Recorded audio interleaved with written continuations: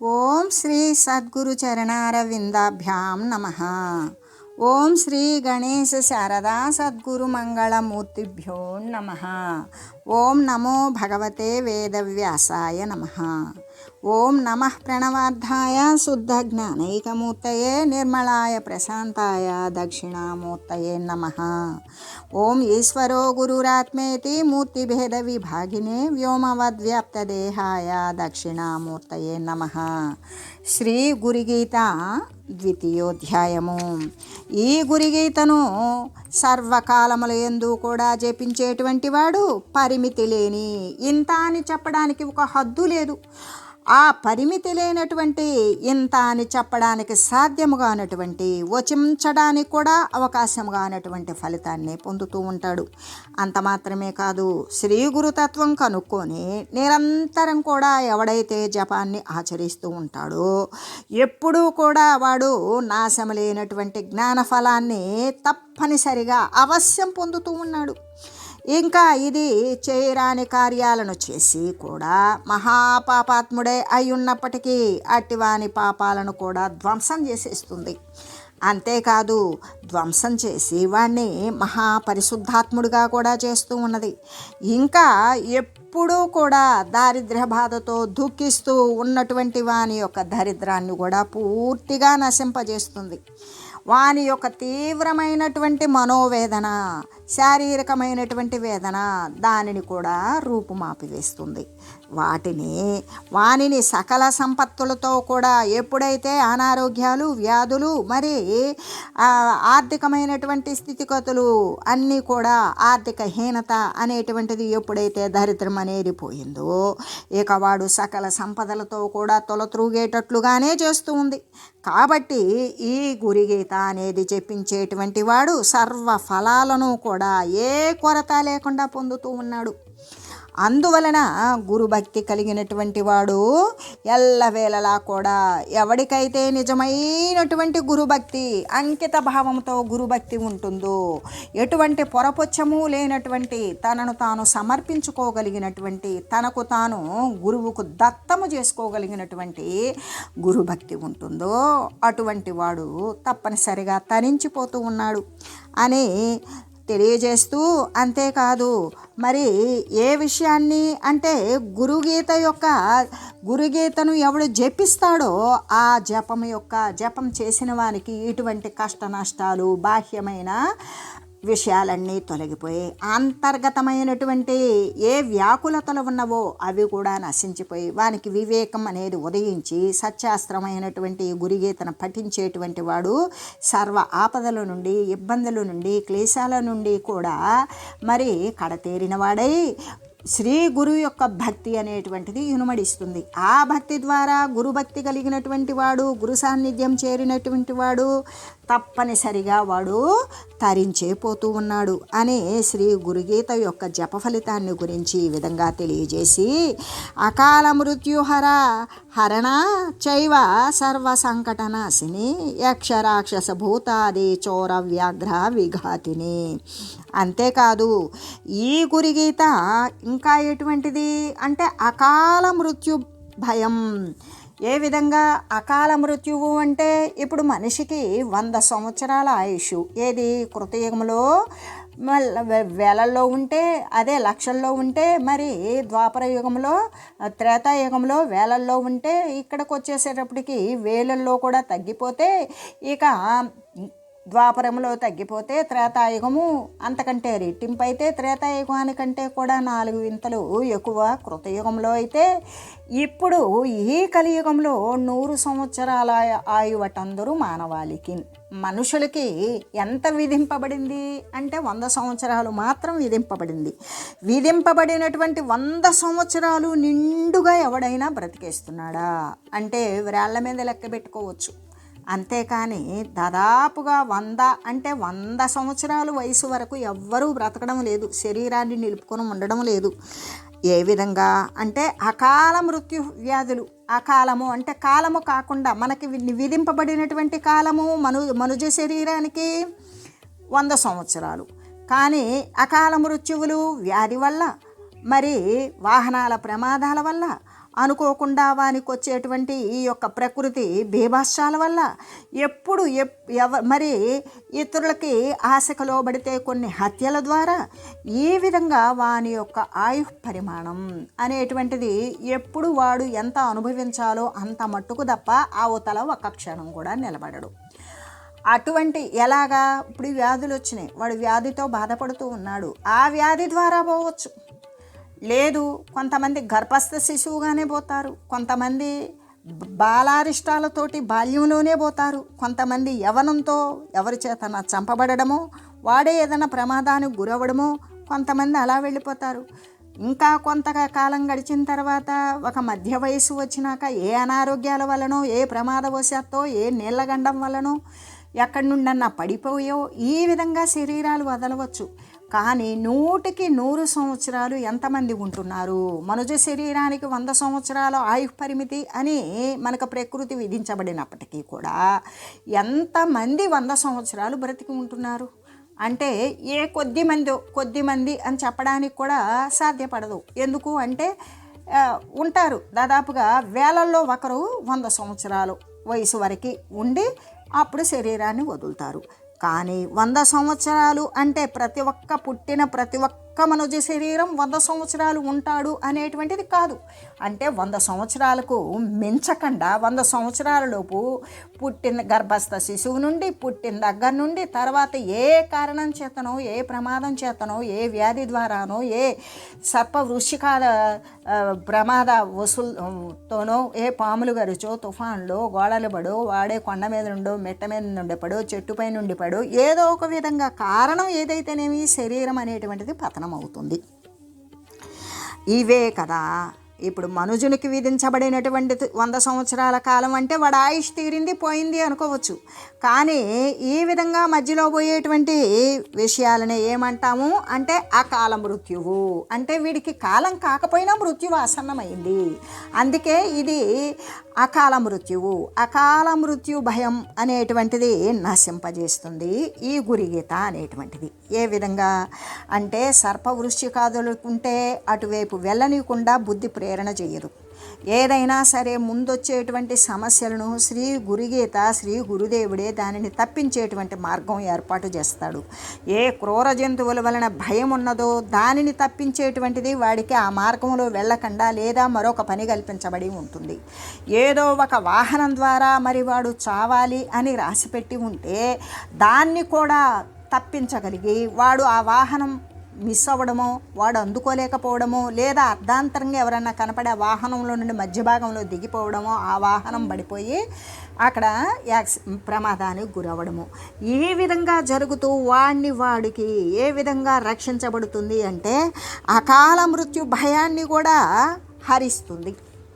అంటే ఎవడైతే శ్రీ గురుగీతను గనక పఠిస్తాడో, ఎవరైతే శ్రీ గురుగీతలో ఉన్నటువంటి ప్రతి శ్లోకంలోని ఒక్కొక్క అక్షరాన్ని మంత్రతుల్యంగానే భావించి ఇది ఎవరైతే సిద్ధించేదాకా కూడా జపిస్తూ ఉంటారో దాని యొక్క ఫలితం ఏంటి అంటే సర్వ దరిద్రాలు, సర్వ రోగాలు, సర్వ దుఃఖార్తులు మాత్రమే కాదు అకాల మృత్యువును కూడా నివారిస్తుంది. ఎందుకు? వానికి ఆ శక్తి, అటువంటి సమర్థత ఎలా వచ్చింది? ఏరా నీకేమైనా 6th సెన్స్ పనిచేసిందా? నువ్వు అలా దిగావు, ఇదిగో నువ్వెక్కి ప్రయాణం చేసేటువంటి వాహనం ఈ విధంగా ప్రమాదానికి గురైంది అని చెప్తూ ఉంటారు. ఎందుకు అంటే అక్కడ బుద్ధి కారకం, బుద్ధి ప్రేరణ అనేటువంటిది జరగల. ఎందుకో దిగిపోతాడు తన ఆయు ప్రమాణం ఇంకా ఉండబట్టి. అటువంటి ప్రేరణ వాన అహంకారానికి వాడ ఆయుష్కు లేదు. వాడు ఏ పుణ్యకార్యాన్ని అయితే చేస్తూ ఉన్నాడో, ఏ జ్ఞానవంతమైనటువంటి కార్యాన్ని చేస్తున్నాడో దాని యొక్క ప్రతిభా ఫలం అది.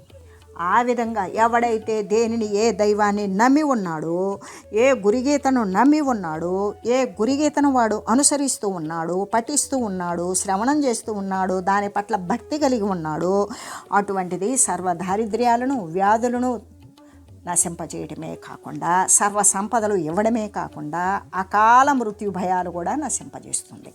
అంటే రావలసినటువంటి మనుజునికి విధించిన ఆ 100 సంవత్సరాలకు పోయేటట్లుగానే చేస్తుంది. ఎందుకు? వాడికి ఉన్నటువంటి ప్రతి క్షణం కూడా వాడు గురుగీతను వినడానికో పఠించడానికో, ఆ గురుగీతలో చెప్పబడినటువంటి విషయాల ప్రకారం అనుసరించడానికో వాడు ప్రయత్నం చేస్తూ తనదైనటువంటి అహంకారం నశింపజేసుకుని ఉన్నాడు. కాబట్టి వాడి యొక్క శరీరం మరికొంతకాలం ఇంకా కూడా జీవించి వారి యొక్క ఈ పుణ్యకార్య ఫలం అనేటువంటిది జ్ఞానంగా మార్పు చెంది ఆ జ్ఞాన మార్గంలో వాడు పయనించి తన యొక్క శాశ్వతమైనటువంటి సదనాన్ని చేరుకునే అవకాశం కల్పించేటువంటిదే శ్రీ గురుగీత. అందుకే ఇది దరిద్రాలు నాశనం చేస్తుంది, ముక్తినిస్తుంది, భుక్తినిస్తుంది, మరి రోగాలు నశింపజేస్తుంది, అంతేకాదు అకాల మృత్యు భయాన్ని కూడా నశింపజేస్తుంది. ఎటువంటి కష్టాలు సంభవించినప్పటికీ కూడా ఎప్పుడైతే వాడు ముందుగానే స్మరిస్తూ ఉండేటువంటి ఏ శ్రీ గురుగీత అయితే వాడికి ఆ ఆపద సమయంలో గుర్తొచ్చి వెంటనే దాన్ని స్మరిస్తూ దానిలో ఒక్క శ్లోకమైనా సరే వాడు గుర్తులో పెట్టుకొని దాన్ని స్మరిస్తూ ఒక్కసారి మనఃపూర్వకంగా వాడు ప్రణామాలు గనక అర్పిస్తే దాని ద్వారా వాటినన్నింటినీ కూడా నశింపజేసి వాడికి సంభవించినటువంటి కష్టాలన్నీ కూడా నశింపజేస్తుంది.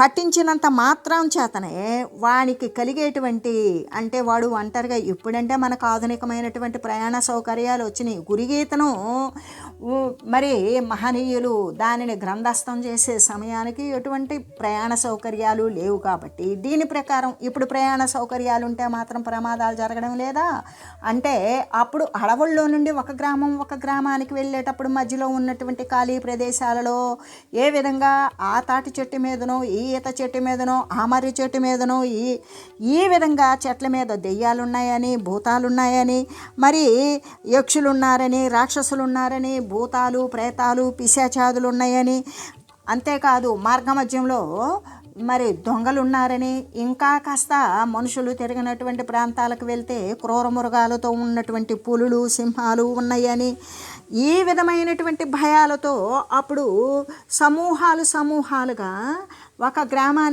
గ్రామానికి మధ్య ఉన్న భాగాన్ని కొందరు మనుషులు ఒక సమూహంగా మాట్లాడుకుంటూ పెద్ద పెద్ద శబ్దాలు చేసుకుంటూ ఆ ఖాళీ ప్రాంతాన్ని దాటేటువంటి వారు.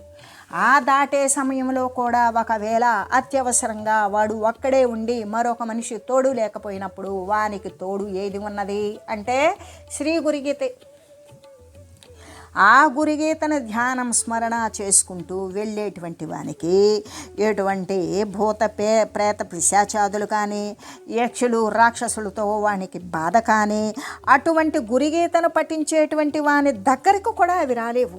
ఎందుకు? వాని చుట్టూ కూడా కైవారం ఏముంటుంది?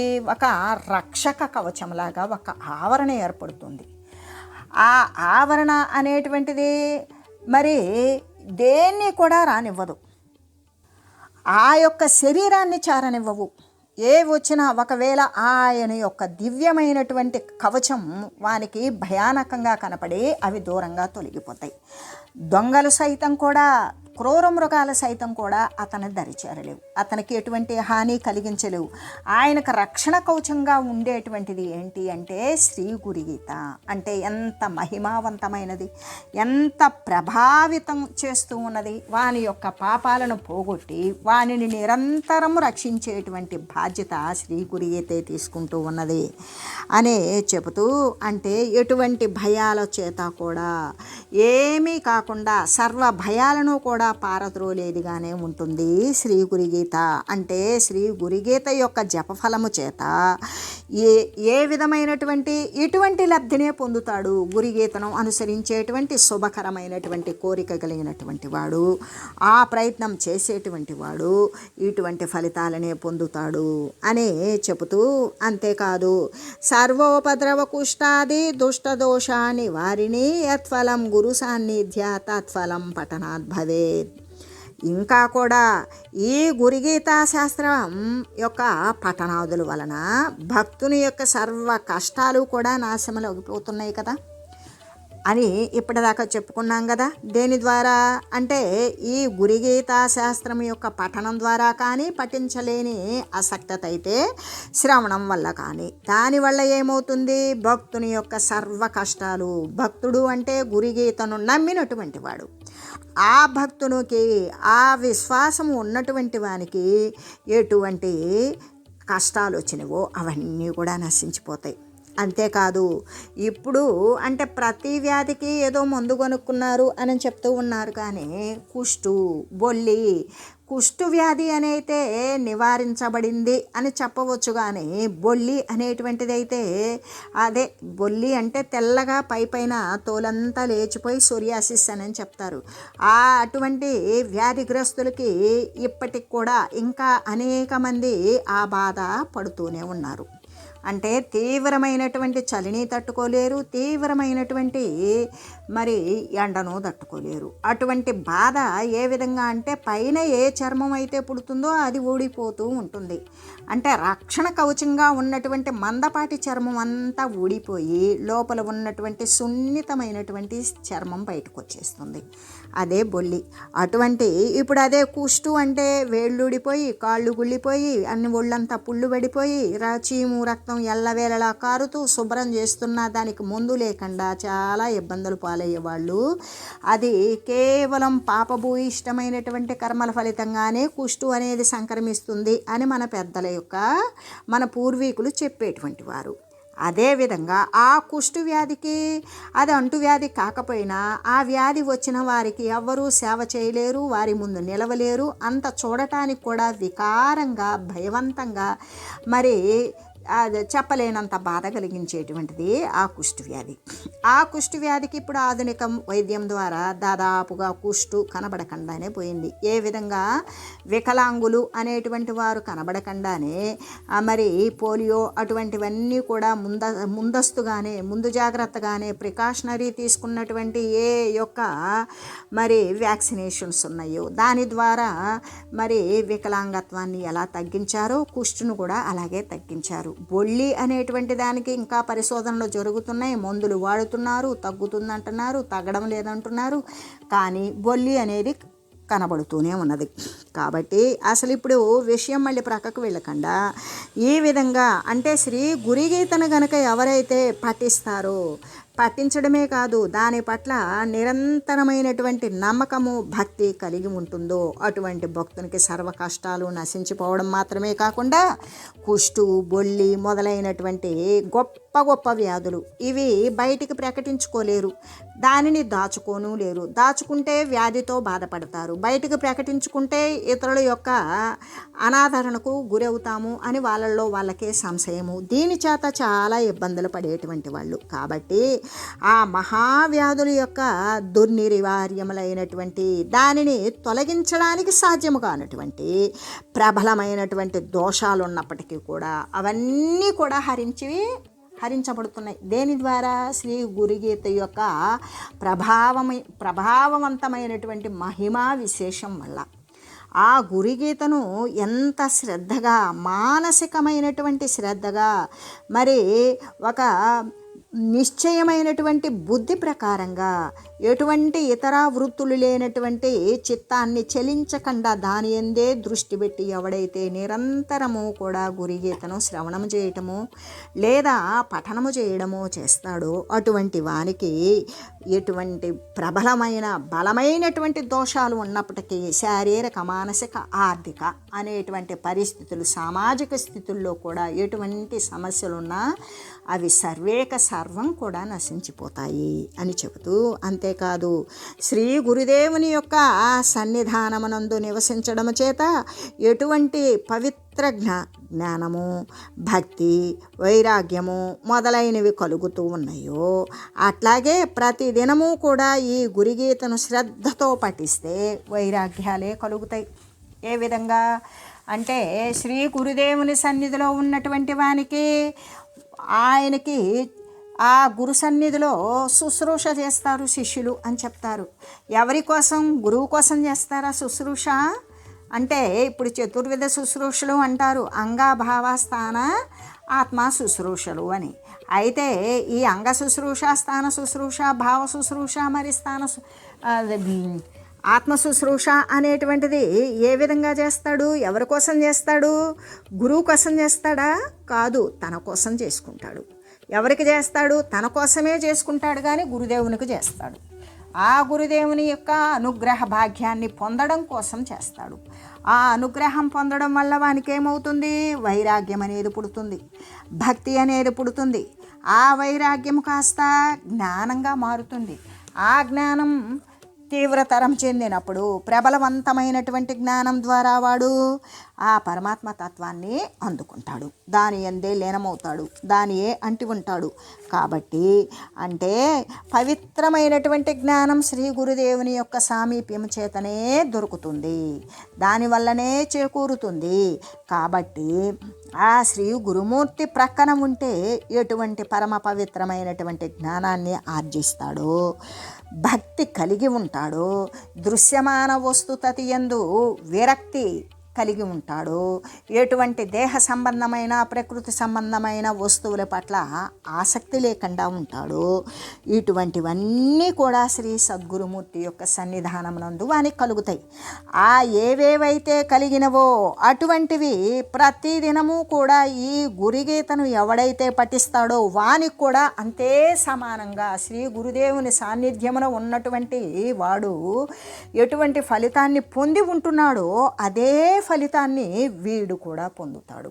ఏ విధంగా? శ్రీ గురుగీతను ఎవడైతే నిత్యము భక్తిపూర్వకంగా ఒక నియమానుసారంగా తప్పనిసరిగా ఎటువంటి అరమరికలు లేనటువంటి సంశయాలు నశించినటువంటి నమ్మికతో ఎవడైతే దానిని సేవిస్తూ పూజిస్తూ పఠిస్తాడో వానికి శ్రీ సద్గురుమూర్తి యొక్క సాన్నిధ్యంలో ఎవడు ఎటువంటి ఫలితాన్ని పొందుతాడో అటువంటి ఫలితమే శ్రీ గురుగీతను శ్రద్ధతో పఠించినటువంటి వానికి, మరి విన్నటువంటి వానికి అటువంటి వైరాగ్యము, భక్తి, పవిత్రమైనటువంటి జ్ఞానము ఇవి కలుగుతాయి అని చెబుతూ, అంటే గురుదేవుని యొక్క సాన్నిధ్య బలం వల్ల ఏమేమి కలుగుతున్నాయి అంటే ఇవన్నీ కలుగుతాయి అని చెబుతూ, అంతేకాదు మహావ్యాధి హర సర్వ విభూతే సిద్ధిదా భవేత్ అథవా మోహనే వశ్యే స్వయమేవ జపేత్ సదా.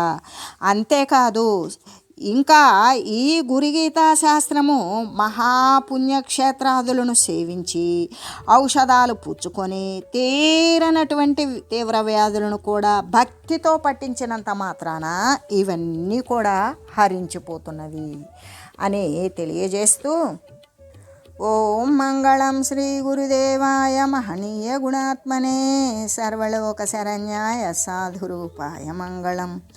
ఓం లోకా సమస్త సుఖినో భవంతు. ఓం శ్రీ సద్గురు పరబ్రహ్మార్పణమస్తు. ఓం తత్సత్.